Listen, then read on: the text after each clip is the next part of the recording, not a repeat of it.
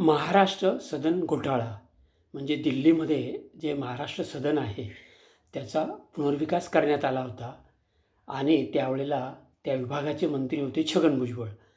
त्या कामामध्ये अंदाजपत्रकामध्ये काहीतरी गडबड करून किंमत वाढवून छगन भुजबळ यांनी 13.5 कोटी इतके रुपये कमवलेत अशा प्रकारचा त्यांच्यावर दोषारोप होता आणि त्याबाबत त्यांना चौकशीनंतर कुठल्यातरी न्यायालयानं शिक्षा ठोठावली आणि कारावासामध्ये जाऊन ते बाहेर आले.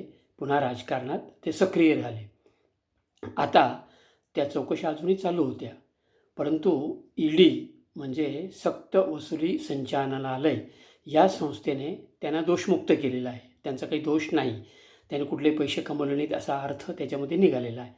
त्याचप्रमाणे लाचलुचपत प्रतिबंधक विभाग, अँटी करप्शन ब्युरो ह्या संस्थेने देखील त्यांना दोषमुक्त केलेला आहे.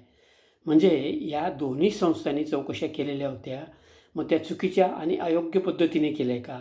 मग त्यांना जे काही शिक्षा ठोठावण्यात आली ती चुकीच्या पद्धतीने ठोठावली गेली का? आणि त्यांना जो काही मानसिक, शारीरिक आणि आर्थिक त्रास सहन करावा लागला त्यांना आणि त्यांच्या कुटुंबियांना, त्यांची भरपाई कोण आणि कशी करून देणार? न्यायाचं एक तत्त्व सांगितलं जातं की 99 अपराधी सुटले तरी चालतील, मात्र एका निरपराध व्यक्तीला शिक्षा होऊ नये, त्यांना कुठल्याही प्रकारचा त्रास होऊ नये. पण इथे वेगळंच दिसतं, अगदी उलटंच घडलेलं आहे.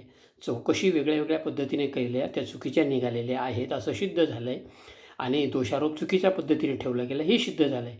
म्हणजे ते निरपराध आहेत छगन भुजबळ, त्यांना दोषमुक्त केलं आहे, पण त्यांना शिक्षा मात्र झालेली आहे.